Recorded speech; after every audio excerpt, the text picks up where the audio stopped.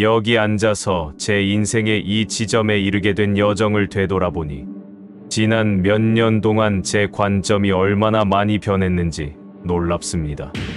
한때는 노화를 삶의 활력과 의미를 만들어 주던 모든 것이 서서히 사라지는 무의미해져가는 과정으로 여겼어요. 하지만 이제 제 나이의 가을에 접어든 지금, 저는 이것이 사실과 거리가 멀다는 것을 깨닫게 되었습니다. 인생은 매 순간이 마지막 순간만큼이나 소중하고 의미 있는 순간들의 연속이라는 것을 알게 되었습니다. 중요한 것은 살아온 세월의 숫자가 아니라 그 세월을 어떻게 살아왔는지, 그리고 매일을 어떻게 살아가고 있는지에 관한 것입니다. 이 깨달음은 쉽게 또는 빨리 오지 않았습니다. 수년간의 투쟁과 자기의심, 그리고 결국 자기 발견을 통해 얻은 깨달음이었죠. 제가 처음으로 진정으로 늙었다고 느꼈던 날을 생생하게 기억합니다.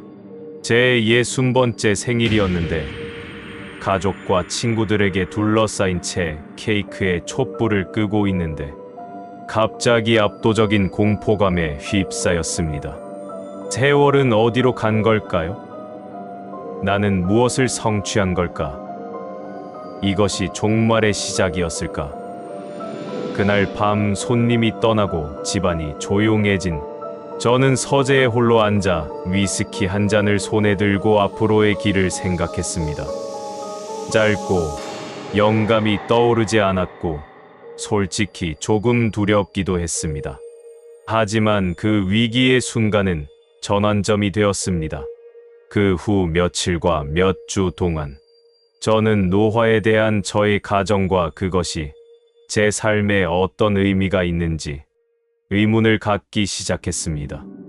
저는 주변의 노인들에게 관심을 기울이기 시작했고, 단순히 그들을 보는 것이 아니라 그들이 어떻게 사는지, 세상과 어떻게 상호작용하는지 관찰하기 시작했습니다. 그리고 제가 본 것은 저를 놀라게 했습니다. 포기한 것처럼 보이는 사람들, 그저 끝을 기다리는 것처럼 보이는 사람들이 있었죠. 하지만 또래의 또래보다 더 활기차고 참여도가 높아 보이는 활력을 발산하는 사람들도 있었습니다. 그 비결은 무엇이었을까요? 무엇이 차이를 만들었을까요? 관찰하고 성찰하면서 저는 한 가지 패턴을 발견하기 시작했습니다. 노년기에 번창한 사람들은 모두 자신을 깊이 사랑한다는 공통점이 있었습니다. 나르시시즘적이거나 자기애적인 방식이 아니라 자기 존중, 자기 관리, 지속적인 자기 격려라는 방식으로 말입니다. 이 깨달음은 저에게 계시였습니다. 저는 제 인생의 많은 시간을 타인의 인정과 승인을 구하는 데 보냈기 때문에 제 자신과의 사랑스러운 관계를 가꾸는 데는 소홀했습니다. 그래서 처음에는 잠정적으로 자기 사랑을 실천하기 시작했습니다. 쉽지 않았어요. 수년간의 자기 비판과 의심이 제 정신에 깊은 상처를 남겼고, 그런 패턴을 바꾸는 것은 맨손으로 강물의 방향을 바꾸는 것처럼 느껴졌기 때문이죠. 하지만 저는 매일 거울을 보며 제 자신에게 친절한 말을 건네는 것으로 하루를 시작하며 인내했습니다. 처음에는 어리석고 부끄럽기까지 했습니다. 하지만 시간이 지나면서 그것은 소중한 의식이 되었고, 하루의 분위기를 좌우하는 나 자신과의 연결의 순간이 되었습니다. 또한 제 내면의 세계, 일상의 표면 아래에서 꿈틀거리는 생각과 감정에 더 많은 주의를 기울이기 시작했습니다. 저는 일기를 쓰기 시작했고, 두려움, 희망, 관찰한 것들을 빈 페이지에 쏟아 부었습니다. 이 과정을 통해 제 자신을 더 잘 이해하기 시작했고, 오랫동안 눈에 띄지 않았던 제 생각과 행동의 패턴을 인식하기 시작했습니다. 가장 중요한 변화 중 하나는 저만의 치어리더가 되는 법을 배운 것이었습니다. 과거에는 항상 다른 사람에게 격려와 지지를 구했었죠. 가족과 친구들의 사랑과 지지는 매우 소중하지만 항상 외부의 동기부여에 의존할 수는 없다는 것을 깨달았습니다. 저는 스스로를 일으켜 세우고 내면에서 힘과 회복력을 찾을 수 있어야 했습니다. 이러한 관점의 전환은 하루아침에 이루어진 것이 아닙니다. 자괴감과 부정적인 생각에 빠지던 날도 있었습니다. 하지만 그런 생각에 빠질 때마다 저는 의식적으로 도전하고 더 긍정적인 시각으로 재구성하기 위해 노력했습니다. 나는 이 일을 할 수 없어는 나는 아직 이 일을 하는 방법을 배우지 못했어로 바뀌었습니다. 나는 이 일을 하기에는 너무 늙었다는 말은 나는 이 일에 도전할 수 있는 평생의 경험을 가지고 있다로 바뀌었습니다. 이렇게 자신을 사랑하고 격려하는 습관을 기르면서 주변 세상을 경험하는 방식의 변화가 생기기 시작했습니다. 색이 더 밝아 보이고 음식 맛이 더 좋아졌으며 이전에는 간과했던 일상 환경의 작은 아름다움을 발견하게 되었습니다. 마치 제 자신에게 마음을 열면서 세상에 대해서도 눈을 뜨게 된 것 같았습니다. 새롭게 발견한 감사는 제 기억에도 영향을 미쳤습니다. 제 삶을 되돌아보니 각 단계가 지금의 저를 만드는 데 어떻게 기여했는지 보이기 시작했습니다. 끝없는 여름과 무한한 상상력으로 가득했던 어린 시절의 순수함은 지금 제가 재발견하고 있는 경이로움을 심어주었습니다. 치열한 이상주의와 세상에 족적을 남기고자 하는 불타는 열망으로 가득했던 어린 시절의 열정은 저에게 목표와 꿈을 추구할 수 있는 원동력을 주었습니다. 중년의 도전과 책임감은 저에게 회복력과 인내심, 그리고 인내의 중요성을 가르쳐 주었습니다. 이제 인생의 가을을 맞이한 저는 젊은 시절에는 몰랐던 평화를 경험하고 있습니다. 삶이 더 쉬워졌다는 것이 아니라 여러모로 그 어느 때보다 더 힘들어졌습니다. 제 몸이 항상 예전처럼 협조하는 것은 아니었고, 사랑하는 친구와 사랑하는 사람들과 너무 많은 작별 인사를 해야 했습니다. 하지만 저는 인생의 복잡성을 처리할 수 있는 더 나은 능력을 갖추게 되었습니다. 경험을 통해 얻은 지혜는 안정된 힘으로 작용하여 기복이 심한 시기를 더 균형 있게 헤쳐나갈 수 있도록 도와줍니다. 제가 개발한 가장 소중한 기술 중 하나는 짜증과 불안에 사로잡히지 않고 알아차릴 수 있는 능력입니다. 어렸을 때는 감정에 휘둘려 모든 도발이나 좌절에 반사적으로 반응하는 경우가 많았어요. 지금은 다른 사람에게 짜증이 나거나 어떤 상황에 좌절감을 느낄 때 즉시 행동하지 않고 이러한 감정을 관찰하려고 노력합니다. 이러한 감정이 제 몸에서 어떻게 나타나는지 주의를 기울이는 것이 매우 흥미롭다는 것을 알게 되었습니다. 때로는 가슴이 답답하고 때로는 배가 뭉치거나 어깨가 긴장되기도 합니다. 이러한 신체적 감각을 밀어내려고 하지 않고 인정함으로써 저는 새로운 종류의 자유를 발견했습니다. 더 이상 제 반응의 노예가 아니라 제가 어떻게 반응할지 선택할 수 있게 되었죠. 이 연습은 특히 무례한 계산원, 배려심 없는 이유, 공격적인 운전자 등 우리 모두가 일상에서 마주치는 일상의 악당을 상대하는 데 큰 도움이 되었습니다. 예전 같았으면 이런 사람들을 만나면 하루를 망치고 분노와 좌절감에 휩싸였을 것입니다. 하지만 지금은 어느 정도 여유를 가지고 제 반응을 관찰할 수 있습니다. 아, 내 가슴에 익숙한 답답함이 느껴지는구나 라고 스스로 생각할 수 있습니다. 지금 화가 나는구나 라고 생각할 수 있습니다. 단순히 감정에 이름을 붙이는 것만으로도 그 감정의 힘이 사라지는 경우가 많습니다.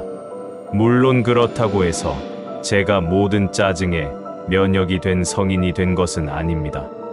여전히 이성을 잃거나 나중에 후회하는 말을 할 때가 있습니다. 하지만 그런 경우는 점점 줄어들고 있으며 그런 일이 발생하더라도 죄책감이나 자책감에 사로잡히지 않고 실수를 인정하고 필요한 경우 수정하며 앞으로 나아갈 수 있게 되었습니다. 제 생각과 감정을 관찰하는 이 능력은 특히 저를 괴롭히던 부정적인 자기 대화를 다루는 데 큰 도움이 되었습니다. 수수년 동안 제 내면의 대화는 제 결점과 단점을 끊임없이 지적하는 가혹하고 비판적인 목소리가 지배적이었습니다. 넌 충분하지 않아 라고 속삭이곤 했죠. 넌 이 일을 하기엔 너무 늙었어 라고 조롱하곤 했습니다.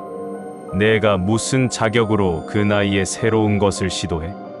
이러한 생각에 도전하는 법을 배운 것은 제 인생에서 가장 해방된 경험 중 하나였습니다. 이제 저는 부정적인 자기 대화에 빠져들면 그 생각을 바꾸려고 노력합니다. 나는 충분하지 않아 라는 말은 나는 최선을 다하고 있고 그 정도면 충분해로 바뀝니다. 나는 이 일을 하기에는 너무 늙었다는 말은 나는 이 도전에 평생의 경험을 가지고 있다로 바뀝니다. 당신은 누구라고 생각하세요? 나는 나이에 상관없이 계속 성장하고 배우는 사람입니다. 로 바뀌었습니다. 이러한 내면의 대화 변화는 제 정신 건강과 자존감에 큰 영향을 미쳤습니다. 저는 새로운 도전을 기꺼이 받아들이고 과거에는 감히 엄두도 내지 못했던 방식으로 제 자신을 드러내고자 합니다. 지난달에는 항상 해보고 싶었지만 용기가 없어서 시도하지 못했던 수채화 수업에 등록했습니다. 이젤에 앉아 붓을 손에 쥐고 그림을 그리는 동안 저는 몇 년 동안 경험하지 못했던 설렘과 가능성을 느꼈습니다. 제 관점의 또 다른 중요한 변화는 인생에서 의미를 찾는다는 개념에 관한 것이었습니다. 젊었을 때는 무언가 대단한 일, 세상을 바꾸는 일을 하고 싶다는 욕구에 사로잡혀 있었죠. 의미 있는 삶을 살기 위해서는 위대한 일을 성취하고 세상에 지속적인 흔적을 남겨야 한다고 생각했죠. 하지만 나이가 들면서 의미는 가장 단순한 것에서 찾을 수 있다는 것을 깨달았습니다. 정원을 가꾸거나 가족을 위해 식사를 준비하거나 이웃의 작은 일을 돕는 등 일상적인 일, 최선을 다해 일을 하는 것에서 목적을 찾게 되었습니다. 수십년 된 장인이 자신의 작품에 자부심을 갖는 것처럼 저는 삶의 기술에 감사하는 법을 배웠습니다. 이러한 관점의 변화는 제 삶에 큰 평화를 가져다 주었습니다. 더 이상 더 많은 일을 하고, 더 많은 것을 성취하고, 더 많은 사람이 되어야 한다는 끊임없는 압박감을 느끼지 않게 되었습니다. 대신 일상의 작은 행동에서 만족감을 찾을 수 있게 되었습니다. 아침에 마시는 완벽한 커피 한 잔, 낯선 사람과 주고받는 친절한 말, 한마디, 얼굴에 비치는 따스한 햇살 등 소소한 즐거움이 의미와 만족이 가득한 삶의 구성 요소가 되었습니다. 특히 쉴 새 없이 돌아가는 세상에서 내면의 평화를 가꾸는 것이 얼마나 중요한지 깨달았습니다. 바빴던 시절에는 항상 한 가지 일에서 다음 일로 서두르고 다음에 해야 할 일에 대한 생각으로 마음이 끊임없이 바빴습니다. 하지만 지금은 하루 종일 저를 위해 고요한 순간을 만드는 법을 배웠습니다.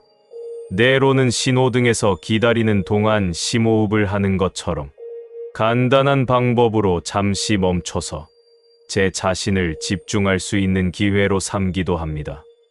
때로는 이른 아침의 고요함을 음미하며 천관에 앉아 차 한 잔을 마시며 그저 그 순간에 존재하는 것입니다. 이러한 작은 평화의 순간들은 바쁜 일상 속에서도 평온함과 관점을 유지할 수 있도록 도와주는 닻이 되어 주었습니다. 마음 챙김을 실천하면서 예상치 못한 방식으로 삶의 즐거움이 향상되었다는 것을 알게 되었습니다. 음식은 시간을 들여 음미할 때 더 맛있게 느껴집니다. 음악은 온전히 집중할 때 더 깊은 감동을 줍니다. 설거지나 빨래, 계기와 같은 일상적인 일조차 존재감과 집중력을 가지고 접근하면 명상에 가까운 일이 될 수 있습니다. 물론 삶이 항상 고요하고 평화로운 것은 아닙니다. 특히 인간관계는 제 여정에서 항상 복잡하고 때로는 어려운 부분이었습니다. 남의 공을 가로채는 동료, 늘 말꼬리를 잡는 가족, 말썽을 일으키는 것을 즐기는 듯한 이웃 등 일상의 악당이라고 할 수 있는 어려운 사람들을 수년 동안 많이 만났습니다. 젊었을 때는 모든 사람을 기쁘게 하거나 나를 싫어하는 사람을 바꾸려고 애쓰다가 지치곤 했어요. 적절한 단어를 찾고 적절한 제스처를 취하기만 하면 아무리 까다로운 사람이라도 마음을 사로잡을 수 있다고 생각했죠. 이제 모든 사람이 저를 좋아하지 않을 수도 있다는 것을 알지만 괜찮습니다. 이 깨달음은 저에게 엄청난 해방감을 주었습니다. 저를 힘들게 하거나 저를 함부로 대하는 사람들에게 에너지를 낭비하는 대신 저를 믿고 있는 그대로의 저를 지지해주는 사람들에게 시간과 관심을 집중할 수 있게 되었습니다. 저는 경계를 설정하고 필요할 때 거절하는 법을 배웠으며 새로운 관계로부터 거리를 두는 법을 배웠습니다. 동시에 어려운 사람들과 교류해야 할 때 그 사람들에 대한 제 반응을 더 잘 관리할 수 있게 되었습니다. 그들의 드라마나 부정적인 면에 휘말리는 대신 그들의 행동이 종종 자신의 고통이나 불안감에서 비롯된 것임을 인식하고 연민으로 대응하려고 노력합니다. 그렇다고 해서 제가 학대받는 것을 허용하는 것은 아니지만 어려운 상호작용에서 제 마음의 평화를 유지하는 데 도움이 됩니다.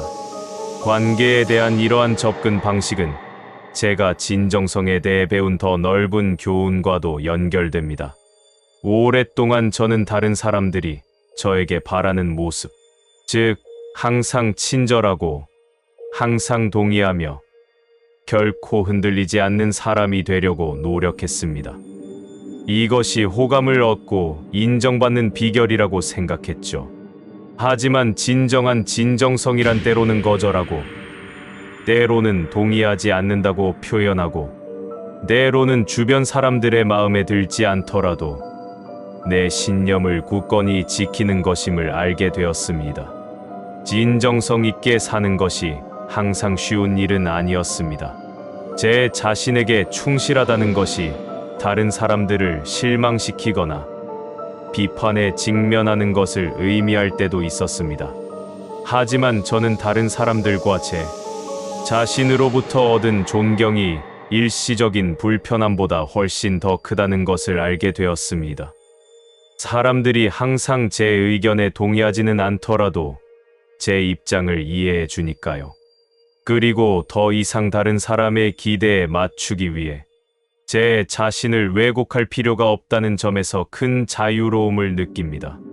자아 발견과 개인적 성장을 향한 여정에서 저는 예상치 못한 곳에서 지혜를 발견했습니다.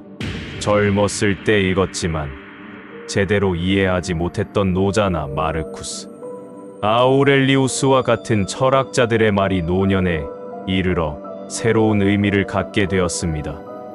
단순함의 가치와 삶의 자연스러운 흐름에 자신을 맞추는 것의 중요성에 대한 노자의 가르침은 특히 큰 영향을 미쳤습니다. 저는 항상 통제하려는 욕구를 내려놓고 모든 일이 제때에 펼쳐지도록 내버려두는 법을 배웠습니다. 그렇다고 해서 제가 수동적이거나 운명론자가 되었다는 뜻이 아니라 언제 행동하고 언제 기다려야 하는지, 언제 밀어붙이고 언제 양보해야 하는지 분별하는 법을 배웠다는 뜻입니다. 인생의 더섭음과 진정으로 중요한 것에 집중하는 것의 중요성에 대한 마르쿠스 아우렐리우스의 일깨움은 어려운 시기에도 관점을 유지하는 데 도움이 되었습니다. 사소한 걱정이나 물질적 욕망에 사로잡힐 때면 한 걸음 물러서서 인간관계, 개인적인 성장, 타인에게 미치는 영향 등 진정으로 중요한 것이 무엇인지 상기하려고 노력합니다. 이러한 철학적 통찰을 통해 저는 더 단순한 삶의 방식을 받아들이게 되었습니다. 저는 항상 다음 것을 쫓기보다는 현재에 만족하고 현재에서 기쁨을 찾는 법을 배웠습니다. 그렇다고 목표나 야망을 포기한 것이 아니라 목적지만큼이나 여정에 감사하는 법을 배웠다는 뜻입니다. 나이가 들면서 다양한 방식으로 삶에 대한 접근 방식을 조정해야 했습니다. 육체적으로는 예전과 같은 방식으로 일을 할 수 없지만 괜찮아요. 언제 멈춰야 하는지, 언제 성취한 것에 만족해야 하는지 아는 지혜를 배웠습니다. 벼랑 끝에서 멈춰야 할 때를 아는 것과 마찬가지로 한 걸음 더 나아간다고 해서 항상 좋은 것은 아닙니다. 이것은 제 인생의 여러 영역에서 귀중한 교훈이 되었습니다. 제 커리어에서는 항상 책임자가 되기보다는 멘토로서 제 경험을 공유하면서 후배들이 주도권을 잡을 수 있도록 한 발 물러설 때를 아는 것을 의미했습니다. 개인적인 삶에서는 조용히 즐기는 법을 배웠고 예전보다 더 활동적인 취미 생활을 할 때처럼 좋은 책이나 사려 깊은 대화에서 많은 만족감을 찾았습니다. 나이가 들면서 가장 자유로워진 점 중 하나는 제 불완전함을 받아들이는 것이었습니다. 예전에는 모든 일에서 완벽을 추구하며 모든 실수나 결점에 대해 스스로를 자책했었죠. 이제는 제 불완전함의 아름다움을 봅니다. 결점은 저를 독특하게 만들고 인간답게 만드는 요소의 일부입니다. 이렇게 제 결점을 받아들인 덕분에 제 자신에게 더 온화해졌고 실수를 용서하고 자책의 이유가 아니라 성장의 기회로 볼 수 있게 되었습니다. 또한 다른 사람들에 대한 연민과 그들의 어려움과 단점을 더 잘 이해할 수 있게 되었습니다. 제 자신에 대한 믿음은 제게 가장 큰 힘이 되었습니다. 상황이 암울해 보일 때에도 저는 제 자신이 능력 있고 가치 있고 세상에 제공할 수 있는 무언가가 있다는 믿음을 붙잡고 있습니다. 이 믿음은 가장 암울했던 시절에도 저를 지탱해 주었고 가장 빛나는 순간에도 밑거름이 되어 주었습니다. 이러한 자기 믿음이 시험에 들 때가 있었습니다. 사랑하는 사람을 잃고 건강에 대한 두려움, 재정적 어려움 등 인생은 저에게 많은 도전을 던져주었습니다. 하지만 역경에 직면할 때마다 저는 더 강해지고 회복 탄력성을 갖게 되었습니다.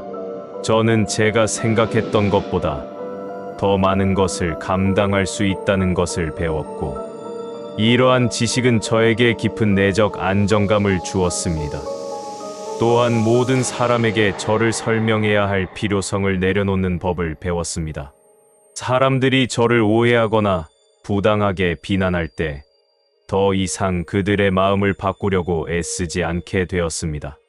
있는 그대로의 저를 보고 싶어 하는 사람들에게 에너지를 쏟는 것이 더 낫다는 것을 깨달았죠.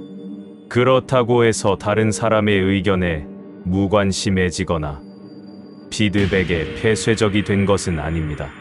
저는 여전히 제가 신뢰하고 존경하는 사람들의 관점을 소중히 여깁니다. 하지만 제 성장에 도움이 되는 건설적인 비판과 저를 무너뜨리는 근거 없는 부정적 의견을 구분하는 법을 배웠습니다.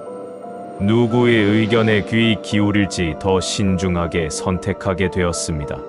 시간은 제가 예상하지 못했던 방식으로 인내심을 가르쳐 주었습니다. 어렸을 때는 항상 서두르며 일을 더 빨리 처리하려고만 했어요. 하지만 지금은 인생의 모든 것을 서두르거나 통제할 수 없다는 것을 배웠습니다. 때때로 제가 할 수 있는 최선의 방법은 기다리는 것이고 모든 일이 제때에 펼쳐지도록 내버려 두는 것입니다. 이 인내심은 정신없이 바빴던 젊은 시절에는 몰랐던 여유로움을 제 삶에 가져다 주었습니다. 항상 미래를 불안해하지 않고 현재의 순간을 더 즐길 수 있게 되었죠. 억지로 일을 이루려고 애쓰지 않으면 예상하지 못한 방식으로 일이 저절로 해결되는 경우가 많다는 것을 알게 되었습니다. 제 자신의 죽음을 마주하면서 제게 진정으로 중요한 것이 무엇인지 명확해졌다는 것을 알게 되었습니다. 한때 두려움과 불안의 원천이었던 죽음에 대한 전망은 이제 더 완전하고 진정성 있게 살 수 있는 강력한 동기가 되었습니다. 한때는 극복할 수 없을 것 같았던 문제들이 이제는 큰 틀에서 보면 사소한 것으로 보이기도 합니다. 이러한 관점의 변화 덕분에 저는 사소한 일들에 대해 일종의 평화로운 무관심을 가지고 살 수 있었고 대신 제 삶에 진정한 의미를 가져다주는 것에 집중할 수 있었습니다. 사소한 의견 충돌에 휘말리거나 불필요한 활동에 시간을 낭비할 가능성이 줄어듭니다.